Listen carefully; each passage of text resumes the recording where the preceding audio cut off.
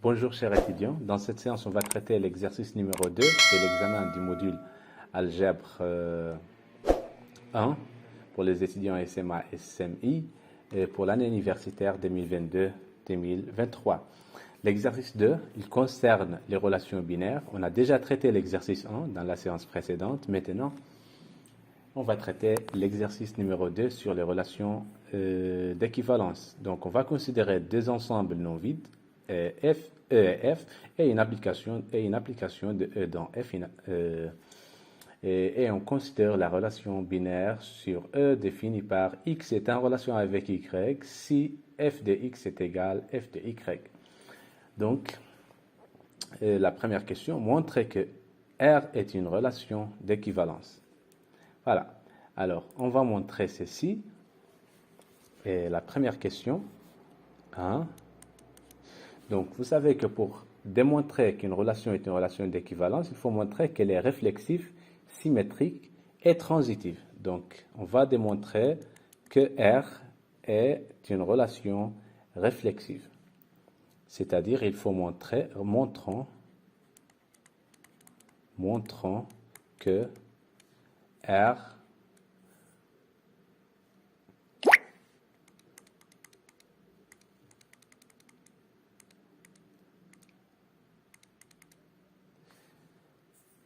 donc, on va montrer que R est une relation réflexive. Donc, soit X un élément de E. D'accord? On a un élément de E tel que, voilà, donc, voilà. Donc, on a F de X est égal F de X. D'accord? Donc, qu'est-ce que ça veut dire? Puisque, en fait, l'image de X, c'est l'image de X. Donc, ça veut dire que X est en relation avec X. D'accord? En fait, je rappelle que la relation R est donnée par, donc, X est en relation avec Y si et seulement si F de X est égal F de Y. D'accord? C'est ça la définition de la relation binaire sur E. Voilà. Donc, d'où R est réflexif. Voilà. Maintenant, on va démontrer que R est symétrique. Pour ceci, on doit prendre soit, d'accord? On va prendre des éléments, X et Y, des éléments de E, tels que X est en relation avec Y. D'accord? Et on doit montrer que Y est en relation avec X. On a X est en relation avec Y. Ceci est équivalent à dire que F de X est égal à F de Y. D'accord? Et ceci, en fait, c'est équivalent, mais on a besoin seulement de l'implication, ce qui implique que F de Y est égal F de X. D'accord? Alors, F de Y est égal F de X. Regardez la relation. F de Y est égal F de X, ça veut dire que Y est en relation avec X. D'où R est symétrique. Voilà. Maintenant, il nous reste la dernière condition, c'est la transitivité. Donc, soit on va prendre trois éléments, pardon, soit X, Y, Z appartient à E, tel que X est en relation avec Y et Y est en relation avec Z. Voilà, donc montrons que, on doit montrer que X est en relation avec Z, voilà. Donc, X est en relation avec Y, ça veut dire X, F de X est égal F de Y, d'après la définition de notre relation d'équivalence. Et Y est en relation avec Z, ça veut dire que F de Y est égal à F de Z. Voilà. Alors, regardez, F de X est égal à F de Y. Et F de Y est égal à F de Z. Donc, F de X est égal à F de Z. D'accord? D'où pardon, d'où x est en relation avec z. Voilà. D'où la relation est transitive. D'où R est transitive. Voilà. Finalement, donc, on vient de montrer que R est une relation réflexive, symétrique et transitive. D'où, finalement, R est une relation d'équivalence.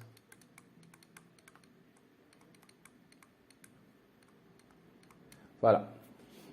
On passe maintenant à la deuxième question. C'est quoi la deuxième question? La deuxième question, supposons que E est fini de cardinal en entier n, sous quelles conditions l'ensemble quotient est fini de cardinal n? Voilà, ça c'est une simple question aussi. Donc regardez, on va voir, on va essayer de la répondre étape par étape. Donc on va prendre tout d'abord, on va utiliser la définition de l'ensemble quotient E sur R. Donc soit on a, je vous rappelle de cette définition-là, on a E sur R, l'ensemble quotient, c'est quoi? C'est tout d'abord, c'est l'ensemble des classes en fait, c'est l'ensemble des classes. Si par exemple, si par exemple on met E, c'est l'ensemble, puisque E est fini, c'est ça. Voilà, E est fini de cardinal n. Donc on peut dire que les éléments de E, c'est x1, x2, jusqu'à xn. D'accord? Alors, c'est quoi cet ensemble-là? L'ensemble E sur R, c'est la classe de 1, la classe de x1, la classe de x2, et ainsi de suite, la classe de xn. Et bien sûr, il se peut que la classe de 1 est égale à la classe de xn, ou la classe de x2, ou la classe de xi, avec un autre élément différent de, un autre indice différent de 1. D'accord? Voilà, ceci n'empêche pas que les éléments n'empêche pas que les éléments x1, x2 jusqu'à xn sont deux AD distincts. D'accord? Puisqu'on a passé au quotient. OK? Avec, c'est quoi? Avec xi bar, c'est quoi? C'est, bien sûr, c'est l'ensemble de tous les éléments, c'est l'ensemble des xj, disons xj, tel que xj ou bien xi est en relation avec xj. D'accord? Voilà. Ou autrement dit, qu'est-ce que ça veut dire xj est en relation avec xi? C'est l'ensemble des xj. Bien sûr, ce xj, ça c'est clair, c'est un élément quelconque de E. Tel que f de xi est égal f de xj. Voilà. D'accord? Voilà. Voilà, c'est bien. Alors, la question c'est quoi? Retournons à la question. La question c'est quoi? Sous quelles conditions l'ensemble E sur R est fini de cardinal n? Tout d'abord, sous quelles conditions l'ensemble E sur R est fini? C'est évident. L'ensemble quotient, cet ensemble quotient-là est toujours fini, puisque ces éléments, ils sont les suivants, en fait. Voilà, donc c'est clair que c'est fini, donc il n'y a pas de condition. Mais la condition qu'il faut ajouter, c'est sur le fait que le cardinal de cet ensemble-là est égal à n. Voilà. Alors, on a, donc regardez, on a le cardinal de E sur R. Normalement, on utilise cette notation pour les groupes, mais on va l'utiliser ici. Ça veut dire le cardinal de E, ou bien pour éviter les confusions, ça n'implique pas que ça c'est un groupe en fait. Mais regardez, pour éviter ça, qu'est-ce que je vais dire? Qu'est-ce que je vais écrire? Je vais écrire cardinal E sur R. Voilà. En tout cas, ce sont des notations, d'accord? Donc, on a l'habitude d'utiliser les barres pour les groupes. Voilà. Donc, cardinal de cet ensemble-là est égal à n. Est égal à n quand? Regardez, le cardinal de cet ensemble-là est égal à n si tous les éléments ici sont des AD distincts. D'accord? Est équivalent à dire que ces classes-là, ils sont des AD distinctes. D'accord? Sinon, s'il y a deux classes qui coïncident, alors le cardinal va être inférieur strictement à n. Donc, si et seulement si xj bar est égal xi, ou bien xi bar est égal xj, c'est en fait la même chose. Xi bar, quel que soit i différent de j. Voilà. Et qu'est-ce que ça veut dire? Ces deux classes sont équivalentes. Qu'est-ce que ça veut dire? Ça veut dire que xj n'appartient pas à la classe de... Ceci est équivalent à dire aussi que xj... Ceci est équivalent à dire que xj n'appartient pas à la classe de xi. Ou l'inverse. D'accord? Quel que soit i différent de j. Voilà. Et ceci est équivalent à dire que xj n'est pas en relation avec, d'accord, xj n'est pas en relation avec xi, quel que soit i différent de j. Mais qu'est-ce que ça veut dire?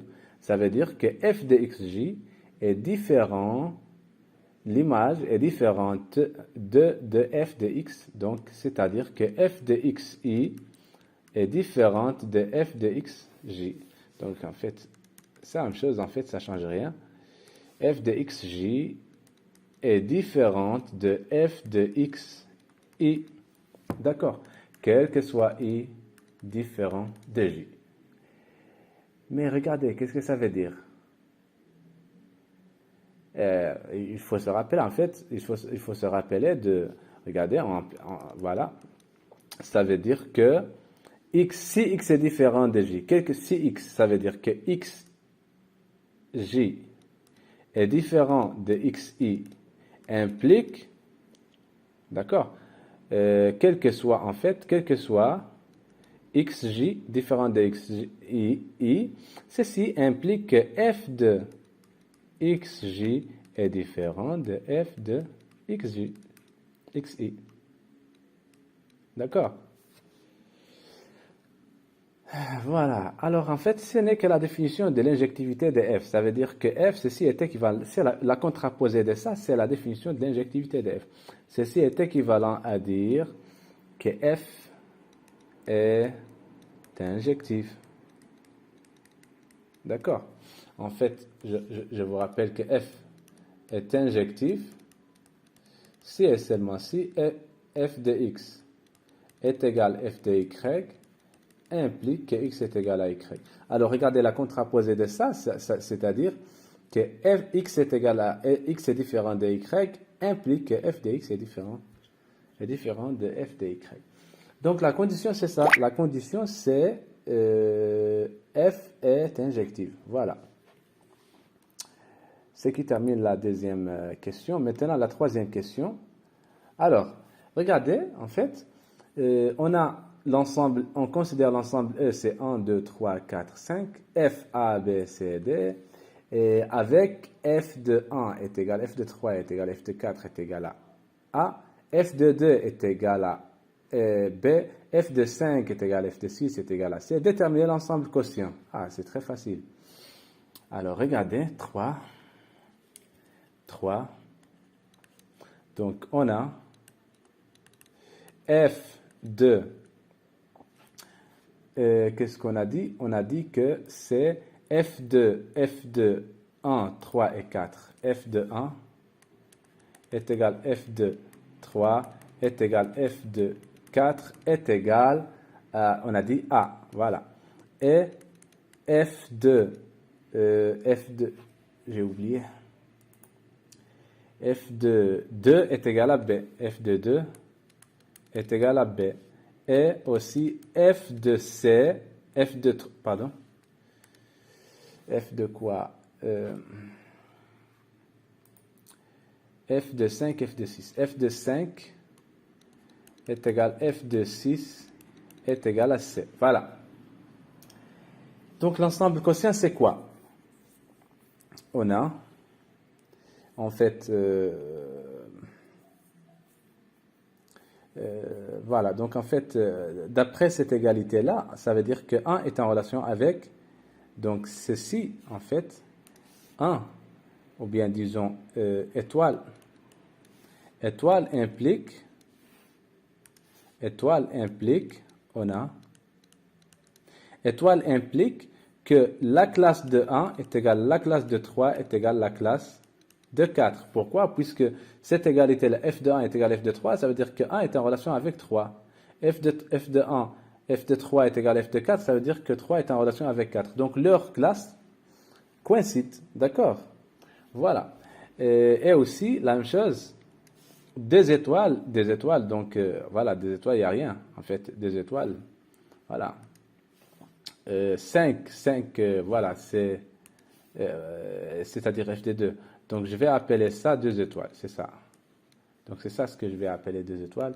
Donc, on peut remarquer que 2 étoiles impliquent, et 2 étoiles impliquent que la classe de 5 est égale à la classe de 6.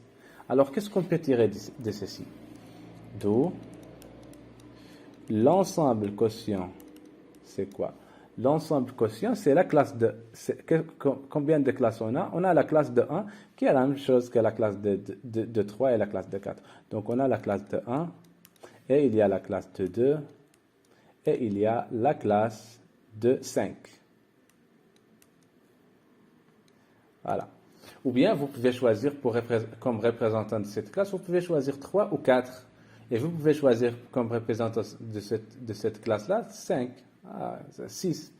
Voilà, c'est la même chose. Donc, cet ensemble-là, en bref, ces ensembles-là, c'est celle-là. C'est la classe de 1, la classe de 2 et la classe de 5. Voilà, ce qui termine cet exercice. S'il y a des questions, n'hésitez pas à les mettre dans les commentaires. Bon courage. Dans la séance prochaine, bien sûr, on va traiter l'exercice 3, qui est le dernier exercice de cet examen qui concerne l'évaluation périodique, en fait, qui concerne la factorisation. Ce n'est qu'à la factorisation dans Z. On va le voir dans la séance prochaine. Bon courage.